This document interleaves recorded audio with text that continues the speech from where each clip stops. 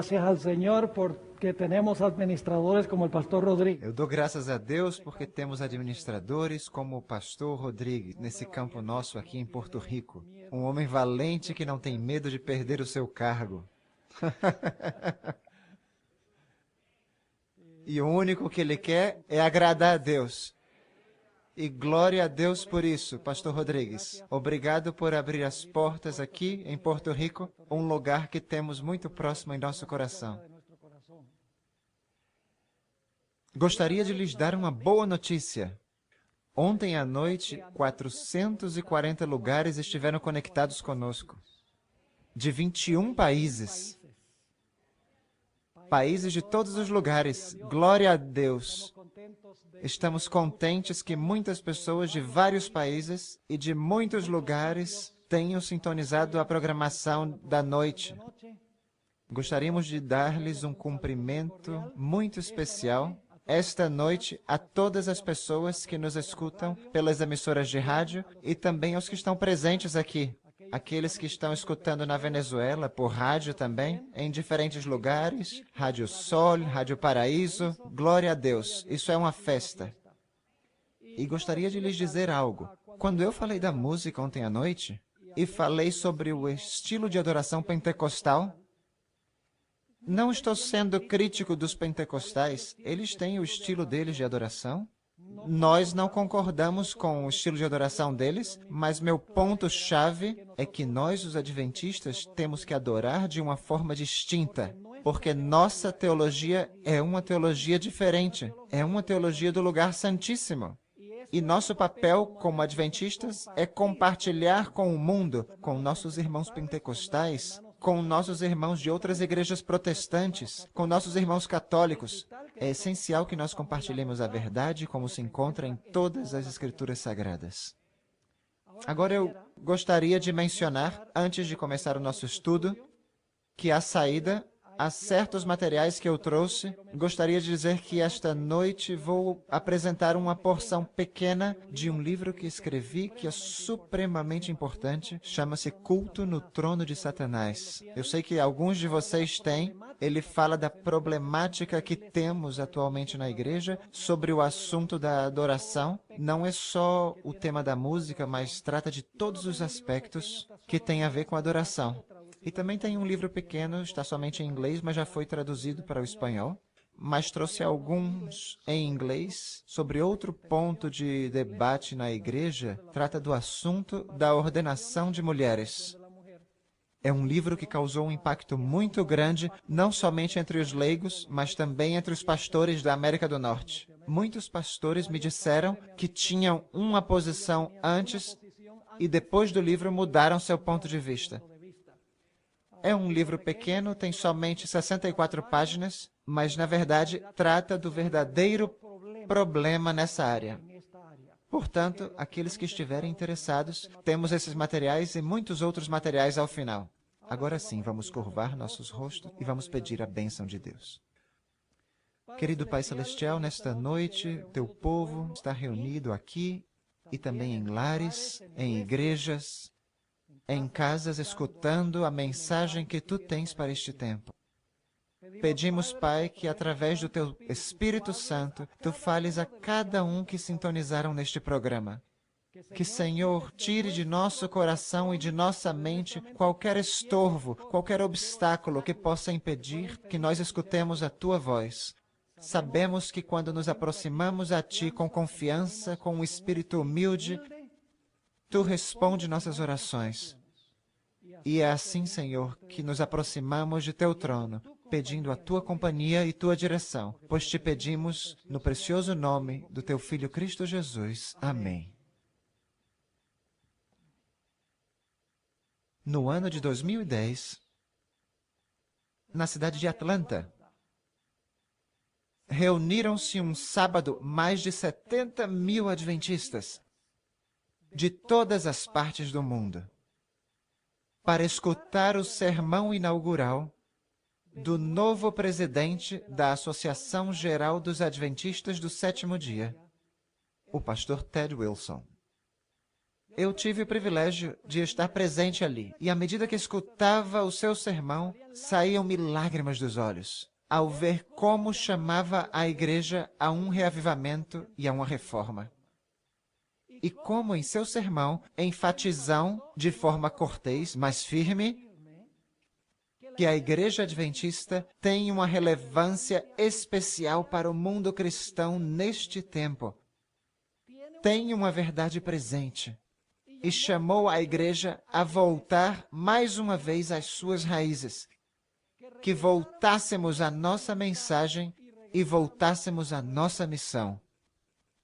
Literalmente, eu não sou uma pessoa muito emocional. Demora muito para que caiam lágrimas dos meus olhos, mas devo admitir que nessa associação geral saíram-me lágrimas ao escutar o nosso dirigente maior nesta terra, porque o celestial é Jesus, falando dessa maneira para a nossa igreja. E, portanto, no nosso tema dessa noite, gostaria de fazer algumas perguntas. Por que existe a Igreja Adventista do Sétimo Dia? O que nos diferencia das outras igrejas? Será que nós deveríamos pregar a mesma mensagem que pregam as outras igrejas protestantes? Será que a Igreja Adventista tem uma mensagem distintiva e especial para este tempo? Eu acredito que a resposta a essas perguntas se encontre em uma citação que vem do livro Evangelismo, na página 165, na qual a serva do Senhor fala de uma doutrina na qual a Igreja Adventista é a única igreja que tem esta doutrina corretamente ensinada, a doutrina do santuário. Diz a serva do Senhor: a compreensão correta do ministério do santuário celestial constitui o alicerce de nossa fé. Ou seja, ninguém pode entender a teologia da Igreja Adventista sem entender a ministração de Cristo no santuário. Agora, para começar, quero mencionar 5 funções de Cristo no santuário celestial, e isso também inclui sua obra na terra. 5 funções do plano de salvação são reveladas no santuário hebreu. Ora, no santuário havia lugares essenciais. Em primeiro lugar, estava o acampamento. Eu sei que muitas vezes nós não incluímos o acampamento no santuário, mas não há como estudar o santuário sem estudar primeiro o acampamento. Em seguida, o pátio. Logo, o lugar santo. E, finalmente, o lugar santíssimo. Mas a ministração não terminava no Santíssimo. Porque depois de concluída a obra no lugar santíssimo, o sumo sacerdote saía novamente ao pátio, onde se encontrava o bode macho Azazel. E o sumo sacerdote pegava os pecados que tinham sido depositados no decorrer do ano no santuário e colocava a responsabilidade final sobre a cabeça do bode macho Azazel. E nesse tempo, o santuário ficava limpo e o povo também ficava limpo. Portanto, poderíamos dizer 5 passos no ministério de Cristo no santuário. Seu ministério no acampamento, no pátio, no lugar santo, no lugar santíssimo, conclui sua obra ali e logo volta ao pátio que representa a terra e lá coloca os pecados sobre a cabeça do bode macho Azazel. Agora eu queria mencionar quais são as funções de Cristo em cada um desses passos que encontramos no santuário. Falemos em primeiro lugar do acampamento. A lei de Deus, meus irmãos, exige absoluta perfeição. A lei diz: obedeça-me perfeitamente e vivam. Agora eu pergunto, quantos dos presentes aqui podem oferecer à lei o que a lei exige? Tem alguém aqui esta noite que pode oferecer à lei a perfeição que a lei exige? Alguém se atreve a levantar a mão? Se alguém tivesse levantado a mão, já seria seu primeiro pecado. porque está mentindo. A Bíblia diz que todos pecaram e destituídos estão da glória de Deus. Não há justos nenhum sequer. A lei exige absoluta perfeição e ninguém no planeta Terra pode oferecer à lei o que a lei exige. Agora escutem bem, é por essa razão que o Senhor Jesus Cristo veio a esta terra para viver sua vida perfeita. Jesus veio a esta terra para viver a vida que a lei exige a nós. Jesus veio a esta terra para viver em nosso lugar.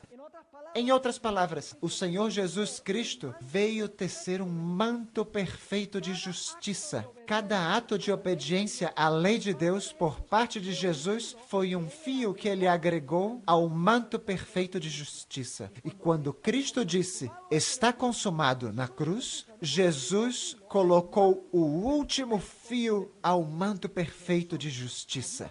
Jesus havia vivido a vida que a lei exige a nós. Ele havia vivido para cada ser humano que jamais tenha vivido na história do planeta Terra. Escutem, irmãos e irmãs. Geralmente, quando estudamos o santuário, começamos no pátio. Não.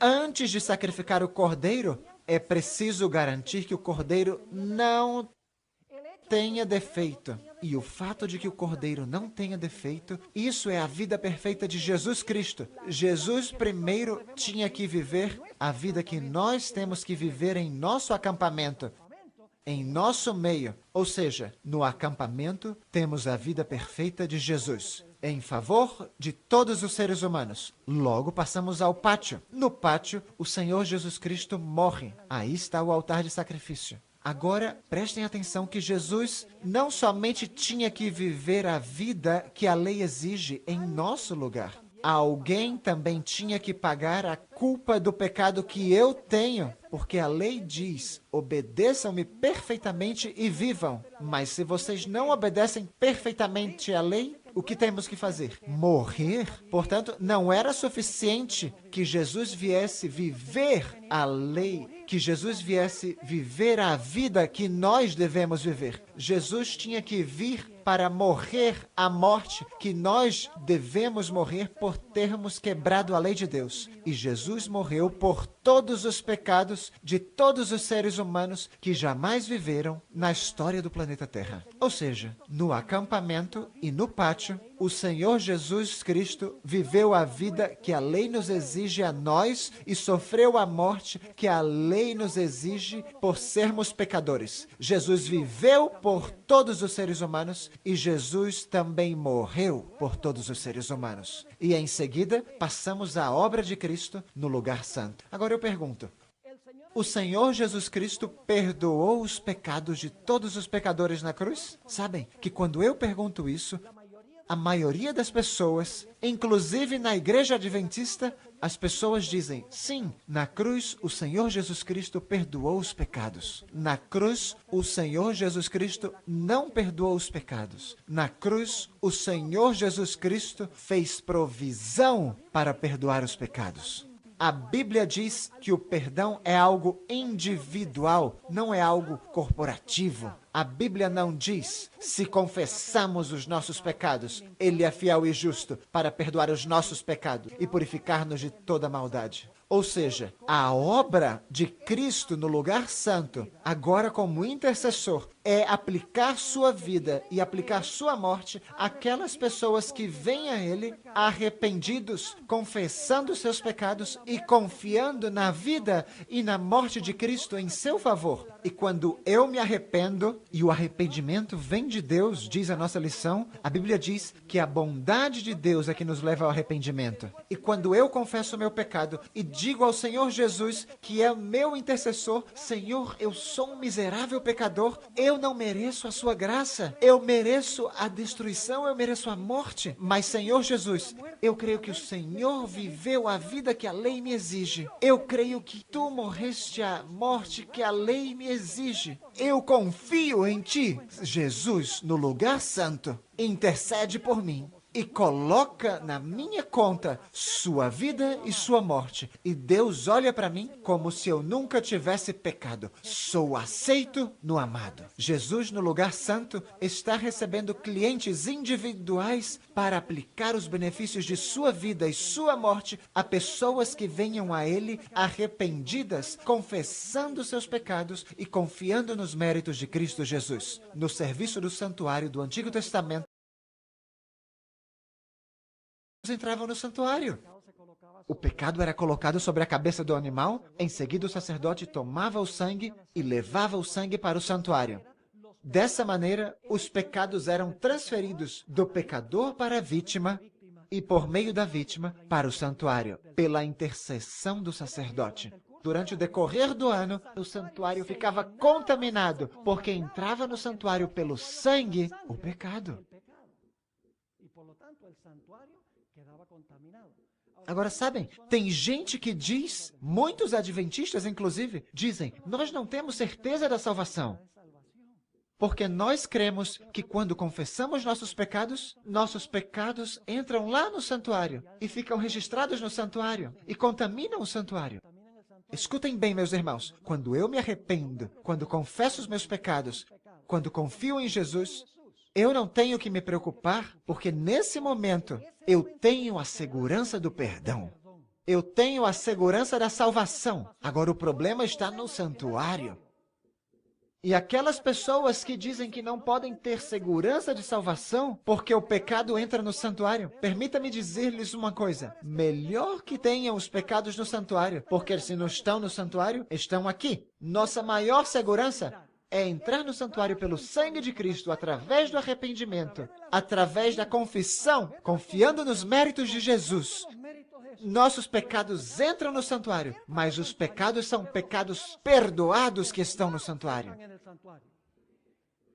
Essa é a obra que Jesus faz no santuário. O Senhor Jesus Cristo intercede por indivíduos. Lembram do que disse o apóstolo Pedro no dia de Pentecostes? Disse, arrependei-vos e cada um de vós seja batizado em nome de Jesus Cristo. Para quê? Para perdão dos pecados. É preciso arrepender-se e batizar-se para perdão dos pecados. E em seguida, recebereis o dom do Espírito Santo. Desde o dia do Pentecostes em diante, o Senhor Jesus Cristo está ministrando no santuário, recebendo indivíduos que se arrependem e confessam seus pecados. E Jesus os representa diante do Pai, são aceitos no amado e Deus os aceita como se nunca tivessem pecado. Mas o problema é que o santuário fica contaminado. E por essa razão chega um momento no qual é necessário purificar o santuário. E essa obra de purificação do santuário, dos pecados que entraram aí no santuário pelo sangue, o pecador não tem que se preocupar, porque através do arrependimento e confissão, ele tem a segurança da salvação. Mas os pecados, de qualquer modo, estão no santuário, contaminam o santuário. E chega o momento que é preciso purificar o santuário. E onde se realiza essa obra de purificação do santuário? Essa obra de purificação do santuário é realizada onde? No lugar santíssimo do santuário. Estão entendendo o que estamos estudando? No lugar santíssimo do santuário. O propósito do lugar santíssimo é purificar o santuário dos pecados que ali entraram. Ou seja, no ritual diário, o pecado vai do pecador à vítima e ao santuário. No dia da expiação, no lugar santíssimo, os pecados se movimentam na direção contrária. Se movimentam do lugar santíssimo lá para o pátio, onde se encontra Azazel, símbolo de Satanás, o originador e instigador do pecado, o que, sobretudo, é responsável pelo pecado. Com isso em mente, ficou claro os 5 passos? Vamos fazer a pergunta. O que é a verdade presente? De todas estas etapas da obra de Jesus, sua obra no acampamento, sua obra no pátio, sua obra no lugar santo, sua obra no lugar santíssimo, sua obra final outra vez no pátio, qual desses aspectos poderíamos chamar de verdade presente? A verdade para hoje. Irmãos e irmãs, isso não é complicado. Em cada época, a serva de Deus diz que há uma verdade presente. Quando Jesus veio a esta terra, a verdade presente era que Jesus tinha vindo viver a vida como Cordeiro de Deus, uma vida sem mancha de pecado. E assim João Batista o apresentou. Quando o Senhor Jesus Cristo morreu na cruz, a morte de Cristo era a verdade presente para aquele momento. No dia do Pentecostes, a verdade presente era que agora Jesus ia tomar sua vida e sua morte e ia aplicá-las aos que fossem a ele arrependidos ao santuário. Agora eu pergunto, onde está o Senhor Jesus hoje? O lugar onde Jesus está é o lugar santíssimo do santuário. Se quisermos saber o que é a verdade presente, o que devemos estar pregando, devemos pregar o que Jesus está fazendo agora, porque a verdade presente está centralizada em Jesus. E onde está Jesus e o que está fazendo Jesus é o que nós devemos pregar. Devemos pregar a mensagem do lugar santíssimo. Agora, não me entendam mal. Não haveria obra no lugar santíssimo sem os primeiros passos. Poderia Jesus fazer sua obra no lugar santíssimo se não tivesse vivido sua vida perfeita? Não. Poderia Jesus se apresentar no lugar santíssimo para purificar o santuário se não tivesse derramado seu sangue? Não. Pode Jesus se apresentar para purificar o santuário se o Senhor Jesus Cristo não transferir os pecados ao santuário por meio de seu sangue desses indivíduos que vinham a ele arrependidos? Não. Os primeiros passos todos são essenciais e importantes, mas tudo precisa ser visto no contexto do ministério de Cristo, no lugar santíssimo do santuário. Sua vida perfeita deve ser vista à luz do lugar santíssimo. Sua morte, sua intercessão deve ser vista à luz do lugar santíssimo, porque a verdade presente é onde está Jesus e o que está fazendo Jesus agora mesmo nesse tempo. Portanto, o único que temos que fazer para descobrir o que é a verdade presente é descobrir onde está Jesus e o que ele está fazendo. E isso é o que temos que pregar. Agora vamos ampliar um pouquinho mais este assunto. Onde nós podemos descobrir mais plenamente o que é a verdade presente para este tempo? Eu creio que precisamos ir, irmãos e irmãs, ao livro de Daniel e ao livro de Apocalipse para entender qual é a verdade presente para este tempo, a mensagem do lugar santíssimo. Agora, gostaria de revisar com vocês as 7 igrejas do livro do Apocalipse. Vocês sabiam que não são somente os adventistas? E sim que muitos teólogos não adventistas ensinam que as 7 igrejas representam 7 períodos da história da igreja, desde o tempo dos apóstolos até o final dos tempos?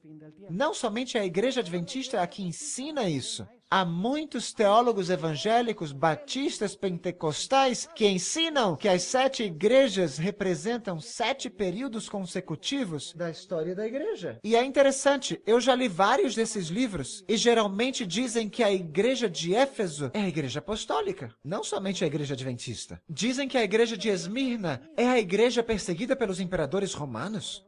Dizem que a igreja de Pérgamo é a igreja do tempo de Constantino, quando começou a apostasia na igreja. Dizem que a igreja de Tiatira representa a igreja durante o período do domínio papal. Essa mulher Jezabel, a prostituta, que é mencionada em Apocalipse 17. Dizem que a igreja de Sardes representa a reforma protestante. Ou seja, não é somente a igreja adventista, e sim muitas outras igrejas ensinam que a igreja de Éfeso é apostólica, a de Esmirna, a das perseguições imperiais, a de Pérgamo representa a igreja no tempo de Constantino, a igreja de Tiatira representa a igreja papal e a igreja de Sardes representa o período da reforma protestante.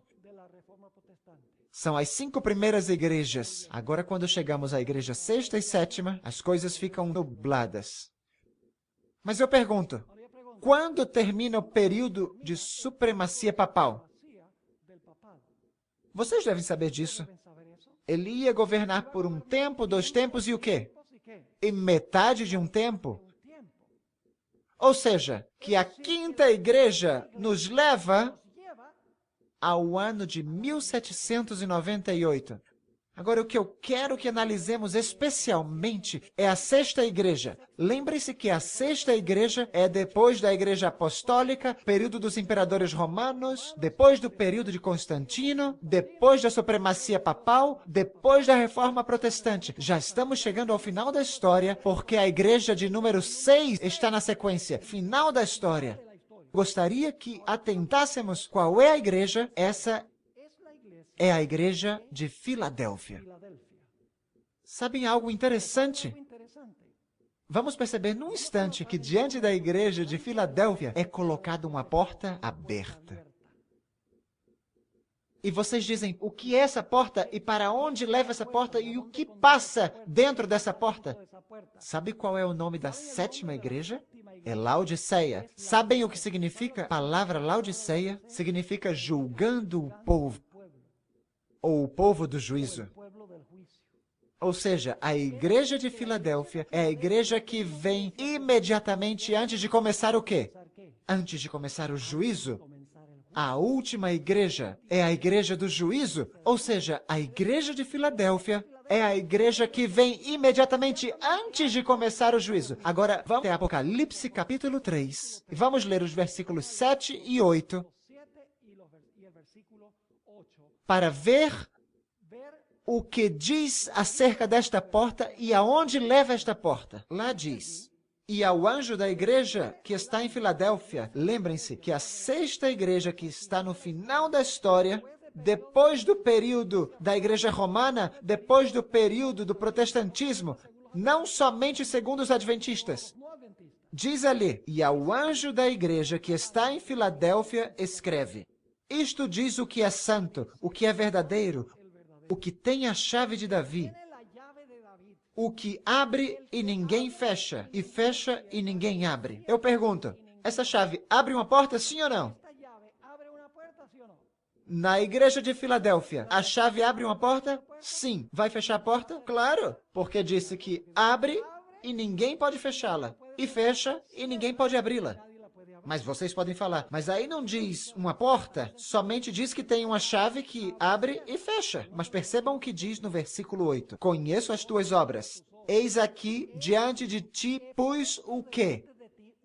Uma porta aberta, e ninguém a pode fechar. Ou seja, abre uma porta e ninguém pode fechar essa porta. Diz, uma porta aberta, a qual ninguém pode fechar. Tendo pouca força, guardaste a minha palavra e não negaste o meu nome. Diante da sexta igreja, depois do período do domínio papal e depois de levantar-se a reforma protestante, na igreja de Filadélfia, no final da história, seria colocada diante dela uma porta aberta. Agora precisamos fazer uma pergunta. Que porta era essa? Escutem bem isso. O santuário tinha 3 portas. A primeira porta conduzia do acampamento até o pátio. A segunda porta conduzia do pátio ou do átrio até o lugar santo. E a terceira porta conduzia do lugar santo ao lugar santíssimo. E claro, a pergunta-chave é, qual dessas portas é a porta que foi colocada diante da igreja de Filadélfia? Seria a primeira porta? Não pode ser a primeira porta. E vocês dizem, por que não pode ser a primeira porta? Eu pergunto, quando que o Senhor Jesus Cristo entrou no pátio para morrer na cruz? No final da história, na sexta igreja? Não. Durante o tempo qual? Apostólico. Isso já passou. Antes da igreja. Então não pode ser a primeira porta, porque a porta que leva ao pátio, Cristo a abriu. Cristo entrou para morrer na cruz, quando esteve aqui na terra. Então nós dizemos, seria então a segunda porta a que conduz do pátio ao lugar santo? Seria então a segunda porta a que leva do pátio ao lugar santo para começar sua obra intercessória? No dia do Pentecostes, Jesus começou a interceder no lugar santo do santuário. Pode então a porta que é colocada diante da sexta igreja, pode ela ser a segunda porta? Não pode ser a segunda porta, porque a porta em Filadélfia se abre no final da história, no tempo da sexta igreja, enquanto que a outra porta, a segunda porta, foi aberta quando Cristo ascendeu aos céus. Estão entendendo? Então eu pergunto, quantas portas faltam? Falta somente uma.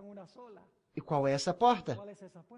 A porta que leva do lugar santo ao lugar o quê? Santíssimo. Agora escutem bem.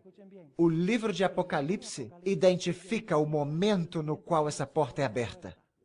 Leiam comigo Apocalipse capítulo 11, no versículo 19. Apocalipse 11, versículo 19. Aqui se fala do momento quando essa porta é aberta. E escutem bem. Não dá tempo para mostrar o contexto desse versículo, mas vocês podem estudar este versículo de Apocalipse 11, 19, se encontra no contexto da sexta trombeta.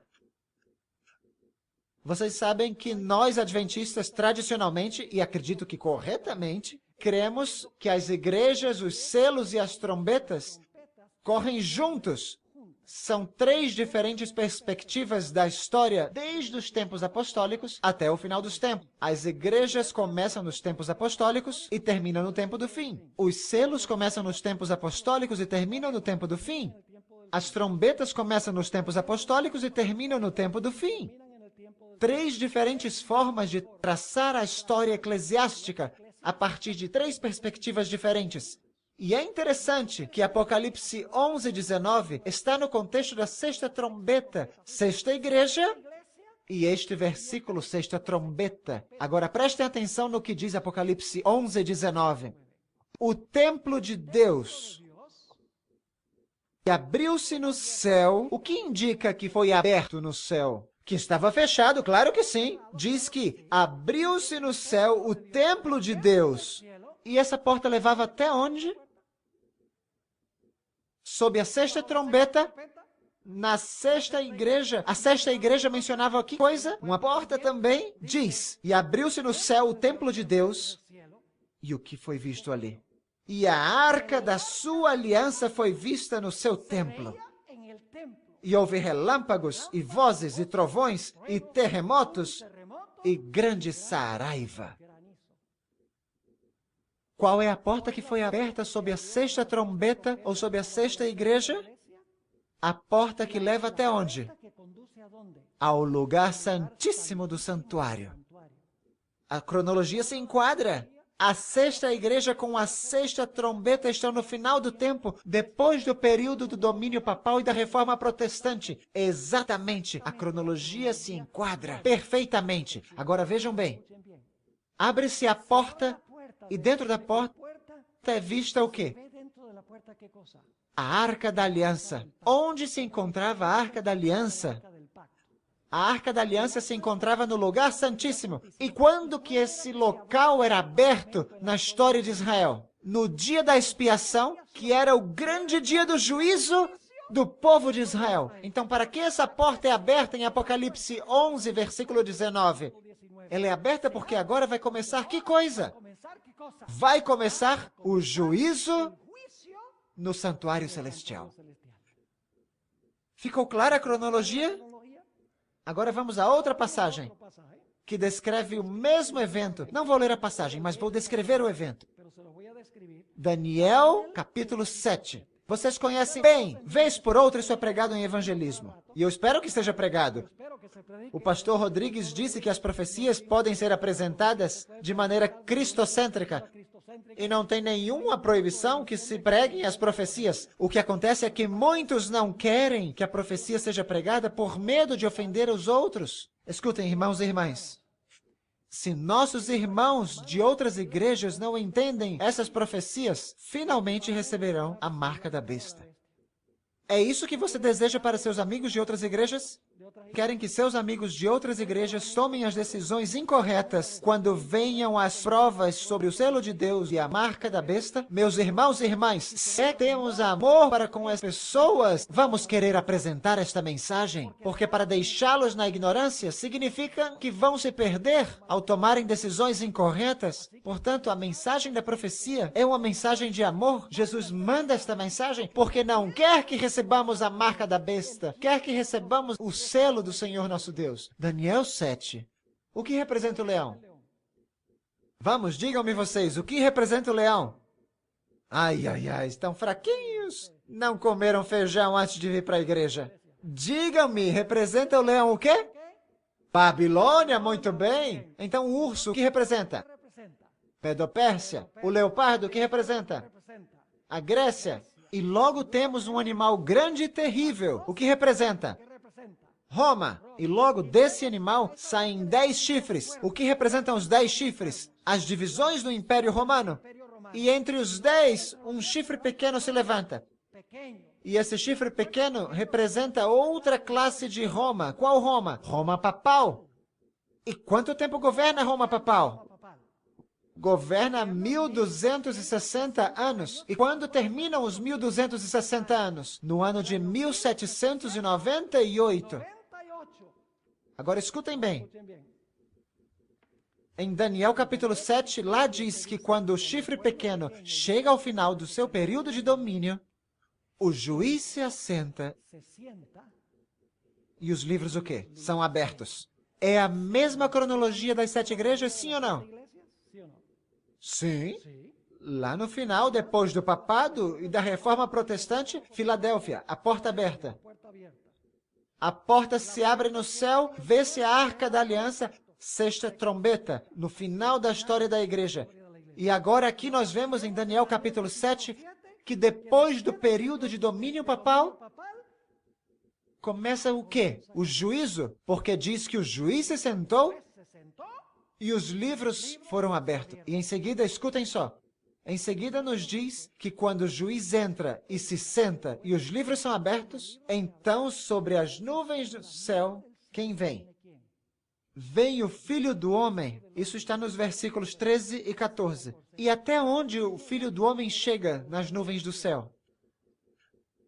A terra, não é verdade? Para levar o povo para o céu? Não. Os mileritas erraram nisso. Eles entendiam Daniel 7, 13 e 14 como a segunda vinda de Cristo. Mas em Daniel 7, 13 e 14, lá diz que o ancião de dias se sentou, os livros foram abertos e logo Jesus foi levado até onde se encontrava o ancião de dias. Ou seja, não está falando da segunda vinda de Cristo à terra, e sim a entrada de Cristo aonde está o Pai para desempenhar o juízo, para começar uma obra de quê? De juízo. E logo, escutem só, diz que Jesus entra lá, na presença do ancião de dias, e lá diz que Jesus recebe seu reino. Para que Jesus entra no lugar santíssimo? Entra no lugar santíssimo para receber o quê? Para receber seu reino. Ora, o que significa que Jesus vai entrar no lugar santíssimo para receber seu reino? O que significa que Jesus vai entrar no lugar santíssimo para recuperar o território de seu reino? O seu reino é composto por território? Não, escutem bem. O reino de Jesus é composto de súditos que pertencem ao seu reino. E o que é que o juízo faz? Não se distraiam. O que é que ele faz no juízo? O que é que faz o juízo? O que o juízo faz é distinguir entre quê? Entre quem é um verdadeiro seguidor de Jesus e quem não. E quando termina o juízo, eu pergunto, já ficou revelado quem é parte do reino de Jesus Cristo quando o juízo termina? Claro que sim! O propósito de Jesus é entrar para tomar o seu reino, mas o fato de tomar o reino não significa que vai tomar um montão de território. Ou o planeta significa que Jesus vai revelar quem são os verdadeiros súditos de seu reino. Vai distinguir, em outras palavras, os que são dos que não são. E tem gente que diz, mas pastor, para que Deus precisa de um juízo? Quantos aqui creem que Deus sabe de todas as coisas? Bom, pelo menos tem uns 10. Não sejam preguiçosos. Quantos acreditam? Quantos de vocês acreditam, irmãos e irmãs, eu pergunto, que Deus sabe todas as coisas? Deus sabe tudo, não é assim? Para que juízo? Escutem bem, meus irmãos e irmãs. O propósito do juízo não é para informar a Deus. O propósito do juízo é para revelar ao universo quem foram os seguidores genuínos de Cristo e quem foram os hipócritas. Deus sabe. Jesus sabe. Mas o universo não. O propósito do juízo não é informar a Deus. O propósito do juízo é revelar aos seres dos outros mundos, aos anjos e a nós mesmos, por fim, que Deus foi justo em salvar alguns que professavam o seu nome e a outros não. Escutem bem. Nesse juízo, antes da segunda vinda de Cristo, somente os casos daqueles que professaram a Jesus entram em jogo.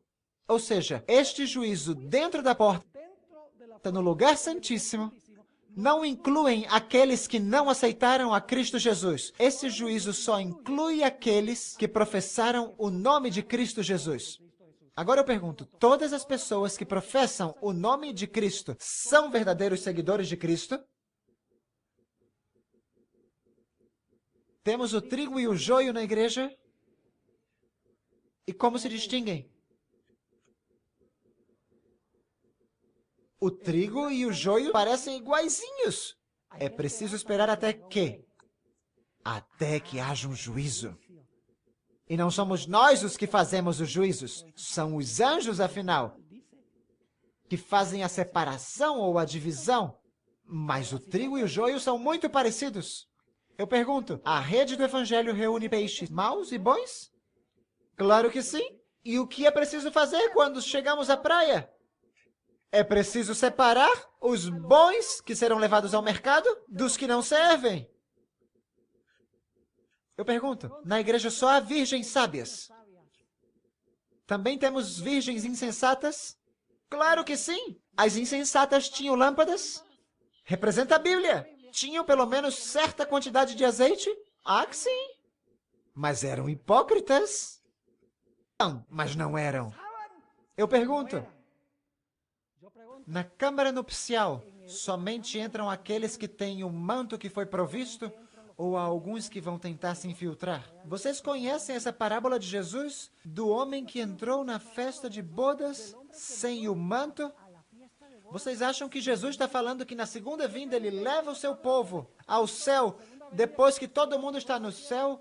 Jesus fala, e como você entrou aqui? Não, não, não, não, não. Isso está falando de um juízo investigativo antes da segunda vinda do Senhor Jesus Cristo, para separar seus verdadeiros filhos daqueles que professaram ser e não são.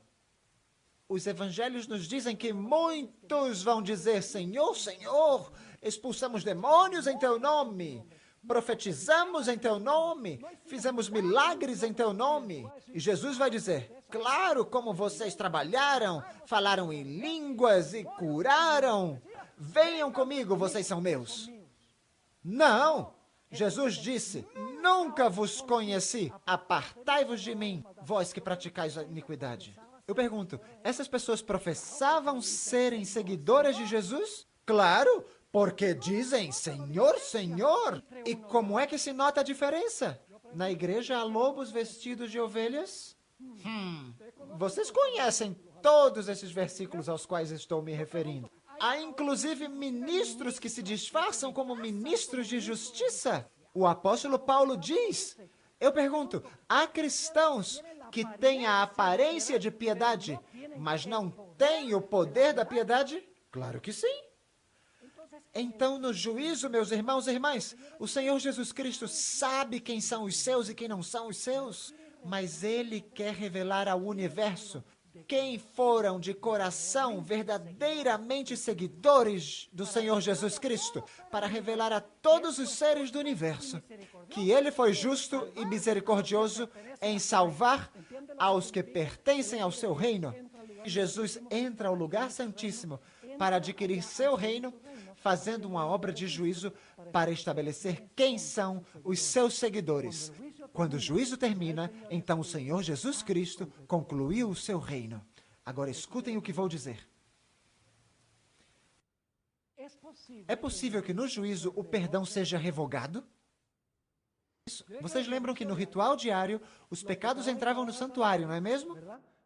As pessoas vinham arrependidas, supostamente, confessando seu pecado sobre a cabeça do animal, o sacerdote não perguntava, você é sincero ou não é sincero? Não, aceitava o que dizia o pecador e, através do sangue, metia o pecado no santuário. Eu pergunto, há alguma possibilidade de que no juízo esse perdão venha a ser revogado? Sim, Senhor. Oh, yeah. E vocês dizem, mas onde é que a Bíblia ensina isso? Lembram da parábola do Senhor Jesus Cristo, dos 2 devedores? Uau! Eu tenho um sermão completo sobre essa parábola. Essa noite não vai dar para estudá-la. Mas lembram que havia um homem que tinha uma dívida enorme, que não podia pagar. E o que é pior, ele levaria uns 10.000 anos para pagar essa dívida. E os eruditos dizem que ele havia desfalcado o dinheiro do amo, do Senhor. E o Senhor o chamou para prestar contas. Vem e presta as contas. Esse é o juízo. Prestar contas é o momento do juízo. E diz a Bíblia, o Senhor Jesus Cristo diz que esse indivíduo disse, olha, por favor, tenha paciência comigo, porque eu vou pagar. Mas não podia pagar. Pelo tanto que clamou por misericórdia, seu Senhor lhe perdoou toda a dívida. Uau! Recebeu perdão, sim ou não? A parábola diz que recebeu perdão? Claro que sim. Eu pergunto, de fato ele reconhecia a misericórdia de seu Senhor? Havia compreendido a misericórdia, de fato? Amava seu Senhor? Não. Sabe o que o deixou muito triste? As consequências do que havia feito eram lágrimas de crocodilo. Ou seja, não estava nem um pingo arrependido. E, no entanto, por ter clamado, foi perdoado. Mas quando chega o dia de prestar contas, algo acontece. É perdoado, sai e o que faz? Encontra-se com uma pessoa que lhe deve 100 denários. Uma miséria. Bom, não era uma miséria porque era equivalente a 100 dias de trabalho, mas era uma dívida pagável. E ele disse, paga-me o que me deves. E esse indivíduo também clama por misericórdia e diz, por favor, me dá tempo. Tempo para nada. E o agarrou pelo colarinho. E o sacudiu e disse, paga-me o que me deves. E o relato chegou até o Senhor que o havia perdoado aquela dívida enorme. E quando o Senhor escutou isso, mandou chamá-lo. Eu não te perdoei uma dívida enorme? Por amor a mim. Por que em tuas obras você não demonstrou que está disposto a compartilhar esse perdão com os outros? E disse que revogou o seu perdão e o enviou à prisão até que pagasse toda a sua dívida.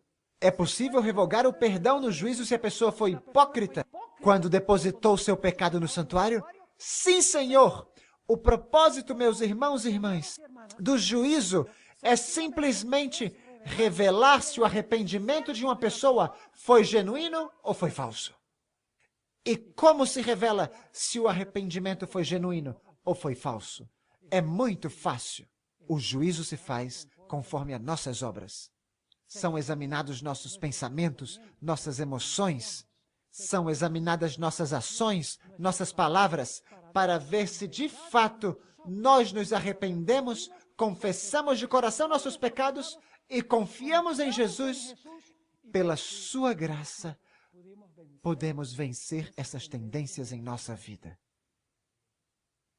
Agora, quero que perceba que não se fala somente de que Cristo vai separar os genuínos dos hipócritas. E temos que perguntar aqui essa noite, sou eu um crente genuíno? Ou simplesmente venho à igreja? Simplesmente devolvo o dízimo, mas meu coração não está com Jesus?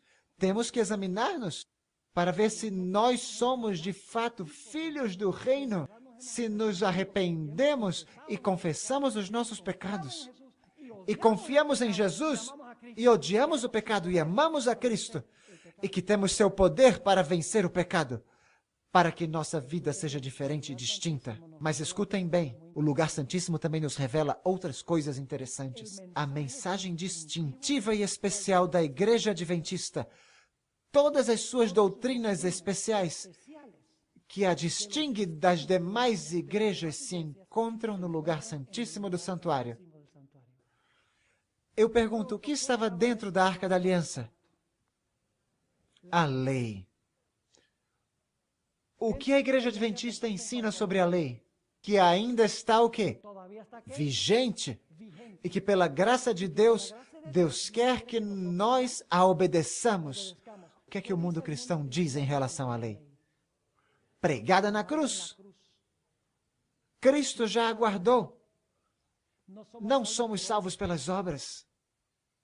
Não estamos sob a lei, sim sob a graça. Ou seja, o mundo cristão rejeita a lei de Deus, porque não entraram no lugar santíssimo.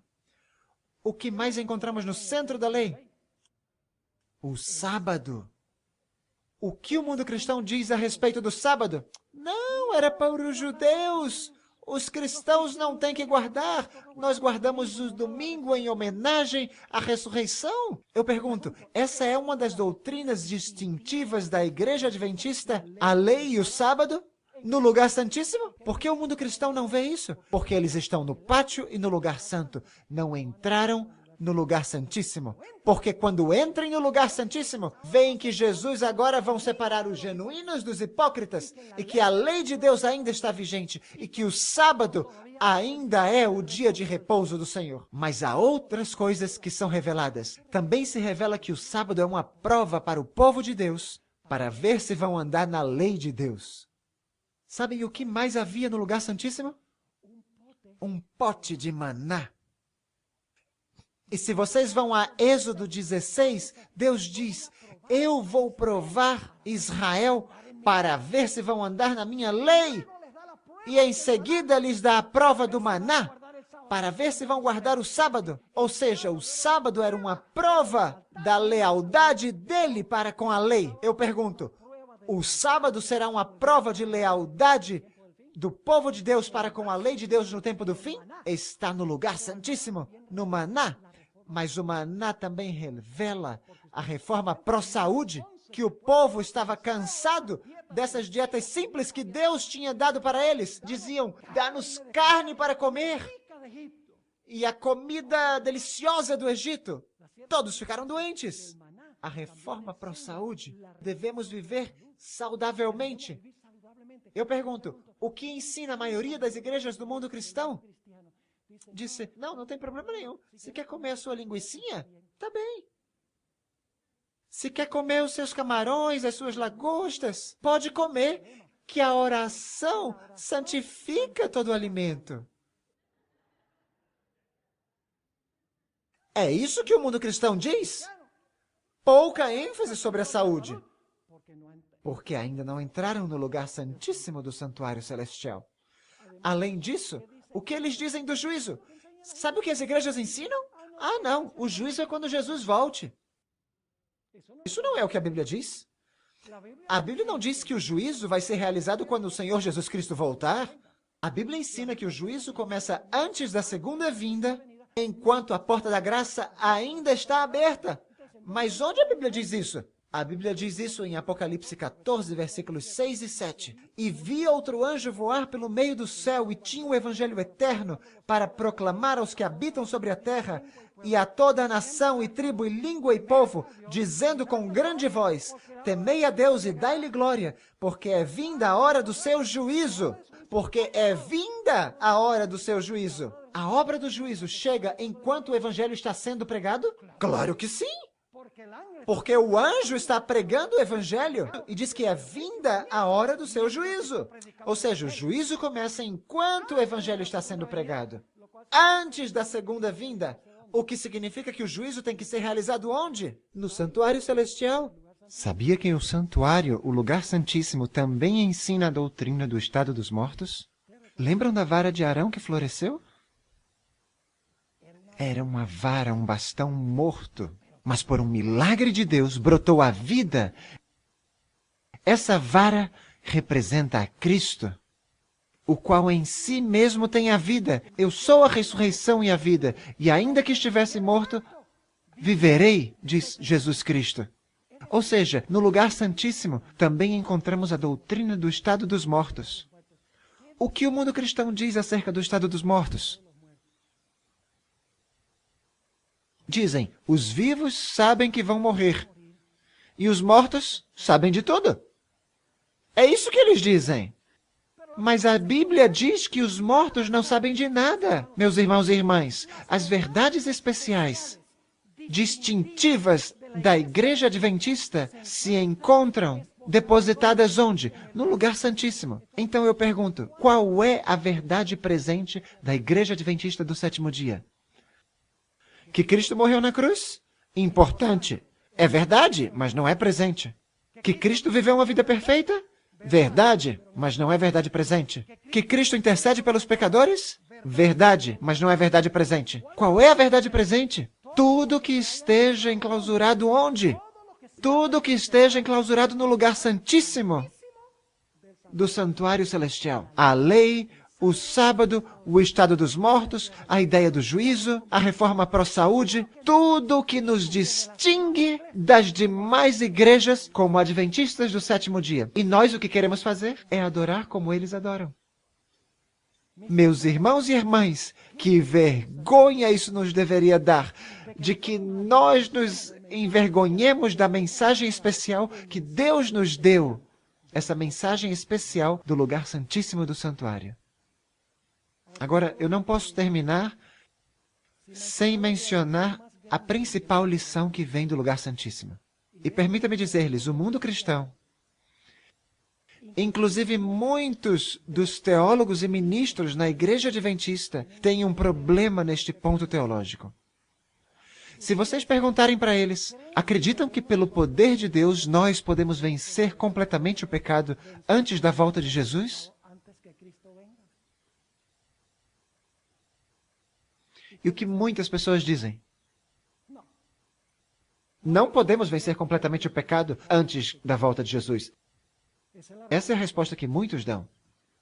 Eu não sei, talvez estejam lendo esse versículo. Vocês conhecem esse versículo que diz: quase tudo posso em Cristo que me fortalece? Ah, não, eu errei. Tudo posso, menos vencer o pecado em Cristo que me fortalece. É isso que diz? Não, não é isso que diz. O que é que o texto diz? Posso todas as coisas em Cristo que me fortalece. Não, mas a carne é fraca, é o que dizem. Então você está dizendo que a sua carne fraca é mais poderosa que Deus.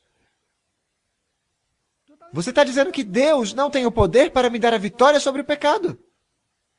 Porque sua carne é tão poderosa, sua carne é tão forte, que você não pode vencer o pecado. Nem sequer Deus pode te dar o poder para vencer o pecado na sua vida. Irmãos e irmãs, eu quero ler com vocês esta citação muito interessante. Vocês sabiam que o santuário vai fechar? O ritual do lugar santíssimo vai terminar e quando for encerrado, e quando for fechado o ritual no lugar santíssimo, Jesus Cristo vai trocar suas vestes sacerdotais para suas vestes reais. E logo virá o tempo de angústia, qual nunca se viu na história do planeta Terra. E tem gente que não gosta disso. Durante esse tempo, teremos que viver sem intercessor, porque Jesus tirou suas vestes sacerdotais. E tem gente, eu tive um companheiro que uma vez me disse, como é que o senhor sabe que Jesus vai tirar as vestes sacerdotais? Onde é que diz isso na Bíblia que Jesus vai tirar essas vestes? Então, eu, a minha maneira diplomática, como de costume, disse, se você usasse um pouquinho da massa cinzenta que Deus te deu, você mesmo poderia encontrar a resposta a essa pergunta. Eu disse, e ele me perguntou, como assim? Eu disse, olha só, eu vou perguntar, qual é a função que Cristo está desempenhando hoje? Ele disse, bom, oficiando como sumo sacerdote. Eu disse, isso mesmo. Uma pergunta, uma resposta, está bem. Se ele está oficiando como sumo sacerdote, como é que ele está vestido? Bom, está vestido como sumo sacerdote, é lógico. 2 a 2. Segunda pergunta, segunda resposta. Agora, terceira pergunta. Quando Cristo voltar do céu, como é que ele vem vestido? Uau! Agora ficou calado. Porque eu havia colocado contra a parede. E logo diz. Bom, Apocalipse 19 diz que ele vem vestido como Rei dos Reis e Senhor dos Senhores. E eu digo, bom, se vem vestido como Rei dos Reis e Senhor dos Senhores, antes disso, tem que ter trocado de roupa. Sim ou não? É simples. O espírito de profecia é claro quanto a isso. Jesus vai terminar a purificação do santuário. E escutem isso. Jesus não nos vai purificar dali nada do que não tenha sido purificado aqui.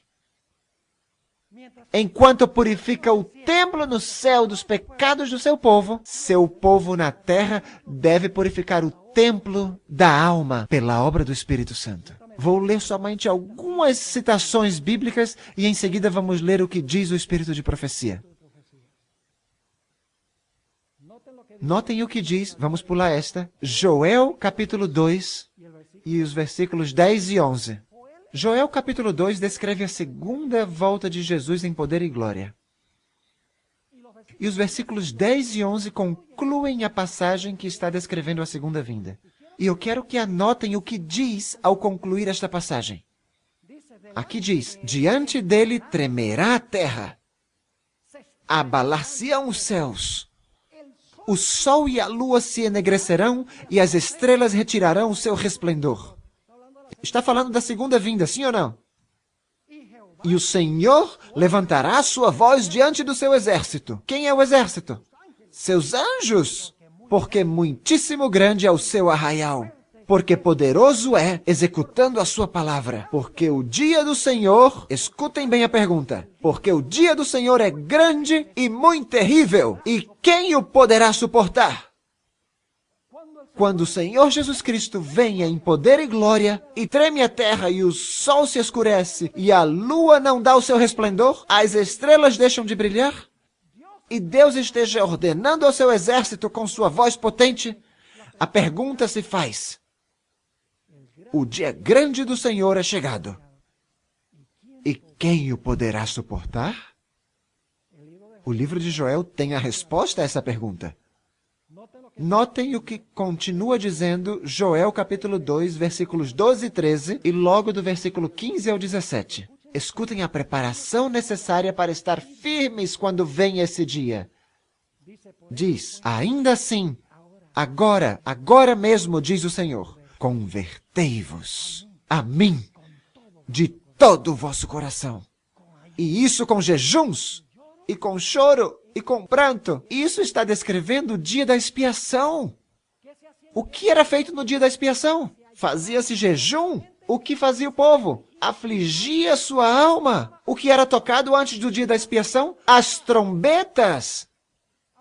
Agora escutem o que continua dizendo. Agora mesmo, diz o Senhor, convertei-vos a mim de todo o vosso coração, e isso com jejuns, e com choro, e com pranto, e rasgai o vosso coração, e não as vossas vestes, e convertei-vos ao Senhor vosso Deus, porque Ele é misericordioso e compassivo, e tardio em irar-se, e grande em benignidade, e se arrepende do mal. Agora notem o versículo 15. Diz, tocai o quê?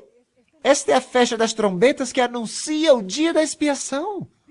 Diz, tocai a trombeta em Sião. Santificai o quê?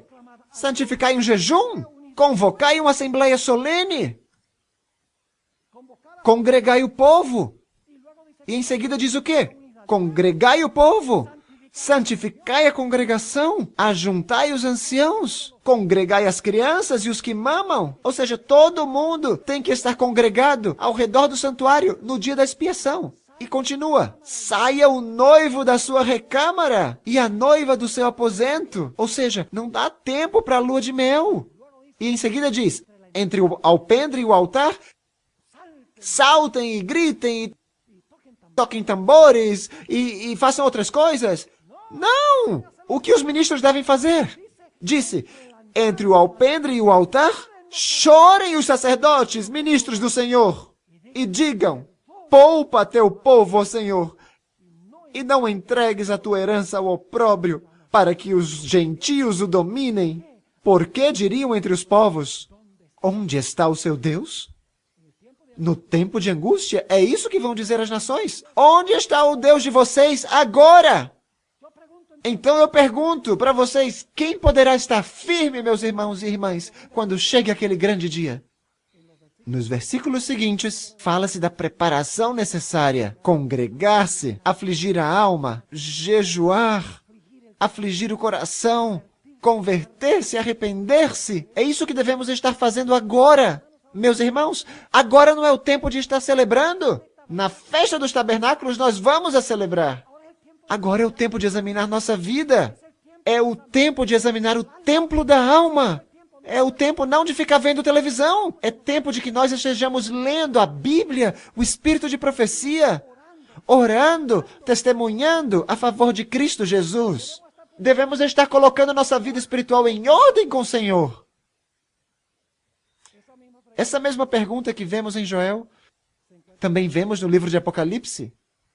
Se vocês lerem os versículos que aparecem antes deste na tela, fala do sol, da lua, e vai ter um grande terremoto. Essa mesma pergunta que vemos em Joel, e a passagem termina perguntando, porque é vindo o grande dia da sua ira, e quem poderá subsistir? E no capítulo seguinte, fala dos 144 mil.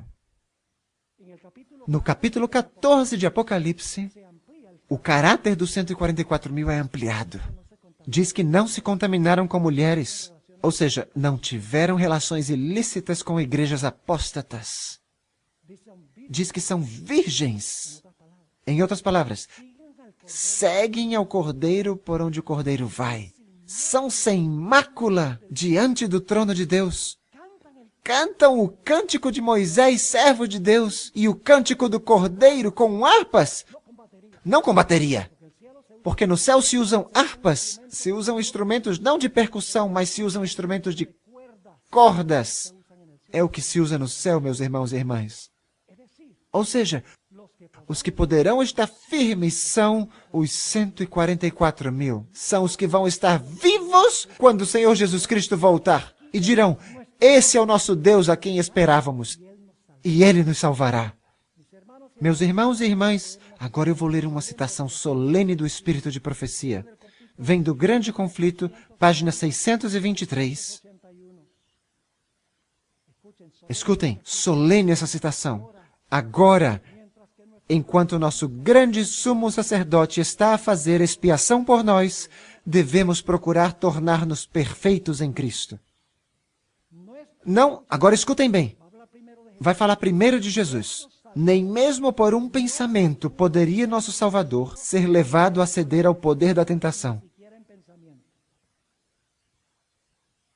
Escutaram isso? Nosso Salvador não pôde ser levado a ceder à tentação, nem mesmo por um pensamento.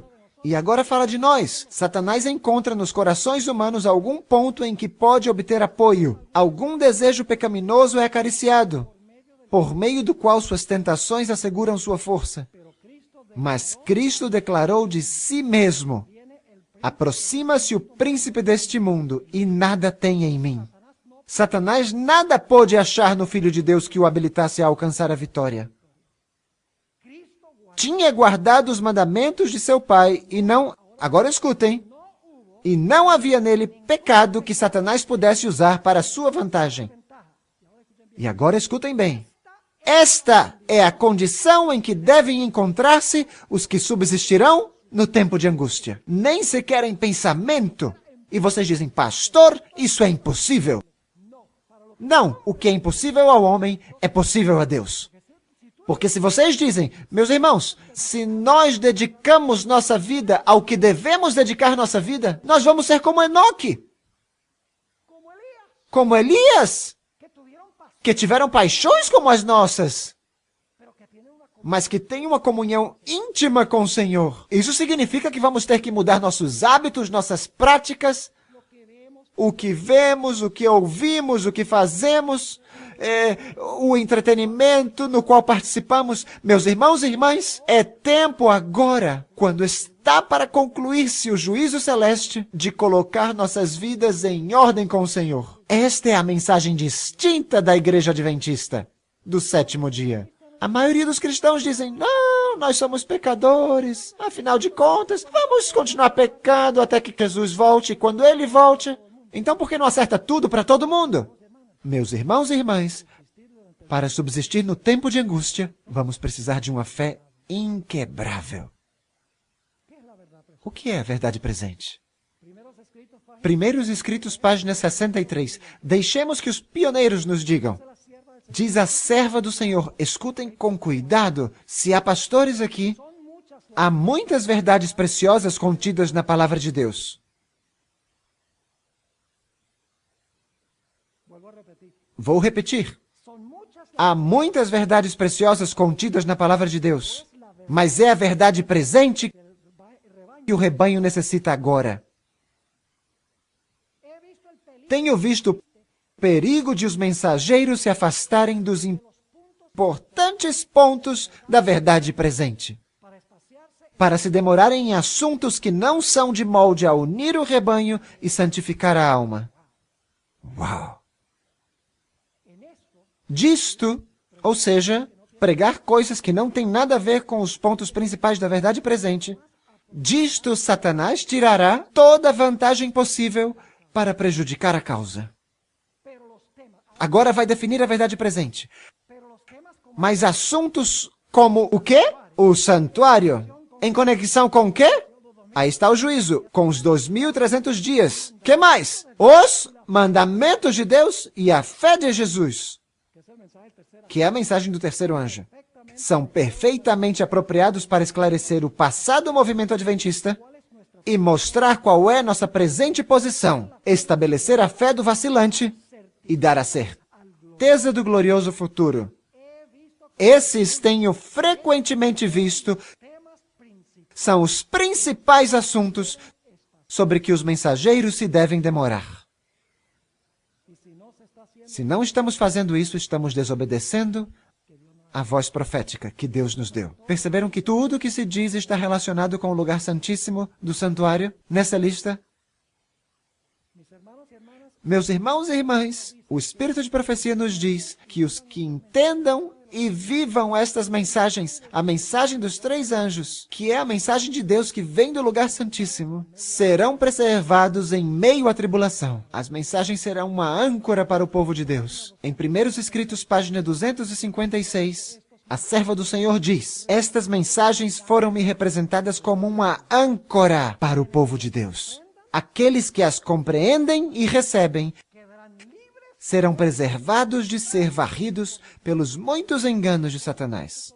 Quão importantes são as mensagens dos 3 anjos? São uma âncora. E se não estivermos ancorados, Satanás vai nos arrastar. Portanto, temos que estudar essas coisas, meus irmãos e irmãs. Diz a serva do Senhor na página 258 do mesmo livro Primeiros Escritos: foram-me mostrados 3 degraus. A primeira, a segunda e a terceira mensagens angélicas. Disse o meu anjo assistente: ai de quem mover um bloco ou mexer num alfinete dessas mensagens. A verdadeira compreensão dessas mensagens é de vital importância. O destino das almas depende da maneira em que elas são recebidas. Meus irmãos e irmãs, o que nos distingue como igreja são as mensagens dos 3 anjos, que são paralelas às mensagens do lugar santíssimo no santuário. E ai de nós se nos extraviarmos dessa mensagem especial que Deus deu à igreja para passarmos a pregar outras coisas que não são verdade presente. Deixaríamos de ser o povo distinto de Deus. Seríamos evangélicos do 7º dia, ou luteranos do 7º dia, ou presbiterianos do 7º dia. Já não seríamos adventistas do 7º dia. Meus irmãos e irmãs, eu apelo aos que estamos aqui, bem como aos que estão vendo pela televisão, pela rádio, vendo pela internet. Meus irmãos e irmãs, voltemos às nossas raízes. Não é hora de perder o tempo com essa ideia de que o que temos que fazer é louvar, o que tem que fazer é vir ao culto para que eles nos entretenham e se alegrar, etc. Não, estamos num tempo muito sério para isso. Temos um caráter a preparar para o céu. Temos, pela graça de Deus, que purificar o templo da alma. Oxalá seja esta a nossa experiência. Oremos. Pai, te agradecemos porque Tu nos deste esta mensagem maravilhosa a Teu povo remanescente. Pai, perdoa-nos por tê-la escondido debaixo de um travesseiro. Talvez por medo do que as pessoas pensem, talvez por medo de que as pessoas se ofendam, talvez porque somos, às vezes, muito preguiçosos para estudá-la. Não sei qual é o motivo, Pai, mas perdoa-nos.